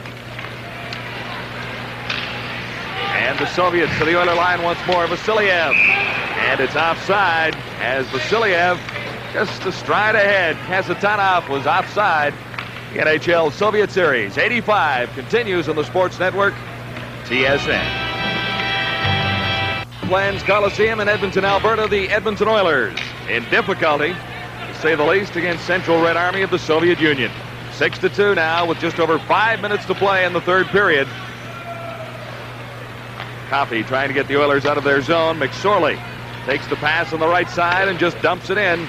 The Oilers have been content to do that much of the evening. Well, they couldn't come up with a cotton-picking puck if they had 10. Just watch what happens here when you shoot it in. And that's something that all of a sudden just dawned on me. But I haven't seen the Soviet team shoot the puck in yet, folks. A little something going on behind the Soviet net there as Kutov now takes it across the Oiler line. Takes the shot. Play broken up by Suminen, who starts out. McSorley trailing. Suminen can't get around the defense. Gusarov for the Soviets. Got it to the line, not quite out. Backhanded in by Charlie Huddy. Loose out in front, but the Soviets clear quickly. Piamenov, number 28, gets it over on the left side.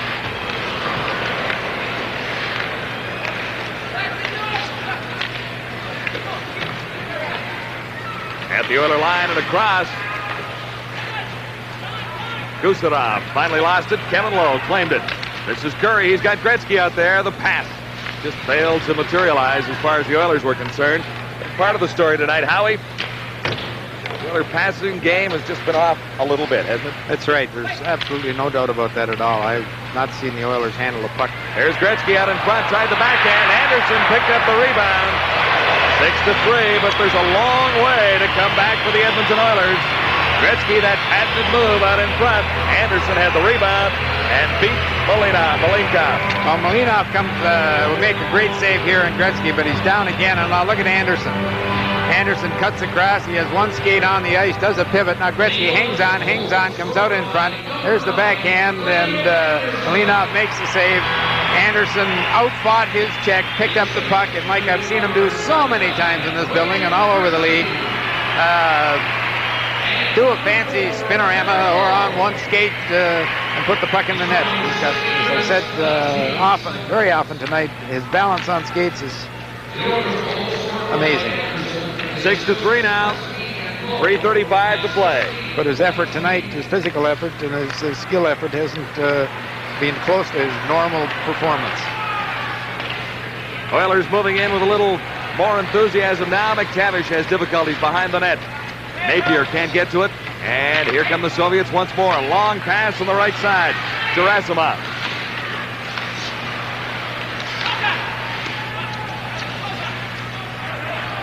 Soviets circling. Defense moving in. Loose to the Soviets. This is Gerasimov again, number 12. Somebody better finish a check on those red turkeys out there. I'll tell you something, they're going to be in trouble. You can't force them off the puck and not stay with them. Hunter ahead for Napier at the line. He couldn't get anywhere. My goodness. They skate to open ice and put the puck in open ice extremely well. Coffey tries it for the Oilers now to the line. Just got out of the way of a check. 6-3. Oilers trailing the Soviets, this Central Red Army team. And you were right, Howie. They don't look very tired after playing in Los Angeles last night.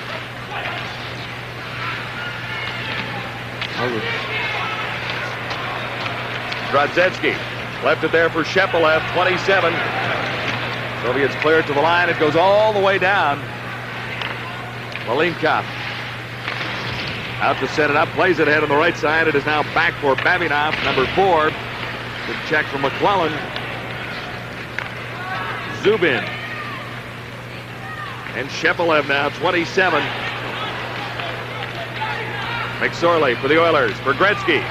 Lots of ice. Gretzky around one man, Starikov. Over for Suminen on the left wing, and that play didn't quite click for Gretzky or Suminen. Here's Kevin Lowe.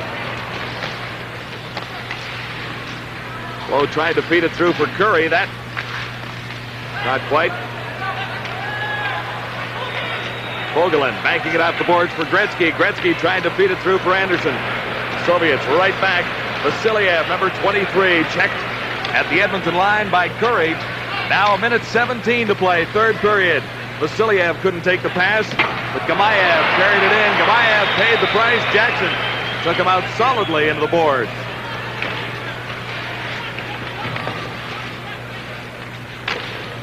Gretzky chops it out, can't get it across the line. Trickles across.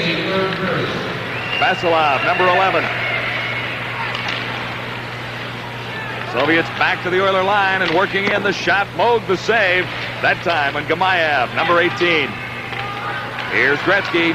One last chance for the Oilers to make it a little more respectable. They trail by 3. Down to 30 seconds left in the period and the hockey game. Did you see that pass a moment ago? Just something else. Krutov to Timonen. Soviets to the line once more. Kasatenov takes the shot. Moog the save. He had nowhere to go with it, so he held on. With 16 seconds to play, there'll be a face-off in the Oilers' zone. And that man, Viktor Tikhonov, has to be pleased with the results of his North American tour so far. How would you like to have the problems he's got with all that skill? That's like Lynn say they're having problems in the National Hockey League. They got to enjoy life. It's great fun for them to be involved in the game with all the skills that they have at their command. And normally when the Edmonton Oilers skills are going, look out. They do the same thing to teams in the National Hockey League that the Soviets are doing to them tonight. Now they know how it feels. Time running out. 15 seconds to play. The shot. Moog is bounced on his backside, but the shot didn't get through that time. Hunter goes to the far side. Napier gets across the line, feeds it through for McTavish, and he couldn't control it. That's going to be the old hockey game as the Edmonton Oilers go down to defeat in a hockey game where a few Oiler mistakes cost them dearly. Malinkov, Sergei Malinkov, has won twice in a row in North America, over Los Angeles last night and over the defending Stanley Cup champions this evening, both by 3-goal margins. Well, you saw the game played this evening, folks, as it should be played. A team with 4 lines and of skilled hockey players, and the same on defense. All skate extremely well, all handle the puck, and all very well disciplined. That's the key to me, how disciplined they were. They played on defense like they had to and on offense like they can. Central Red Army coming up with a 6-3 victory over the Edmonton Oilers. The Oilers a little off their game tonight, to say the least. Without Andy Moog, it might have been much worse. The Oilers may point to a few injuries to say they are not the hockey team that they will be a couple of weeks from now when the likes of Mark Messier get back. There were a lot of errors out there as far as the Oilers were concerned, and you see the salute from Central Red Army as they walk away for their second victory on the North American Tour. Sergei Malinkov has his second win in North America.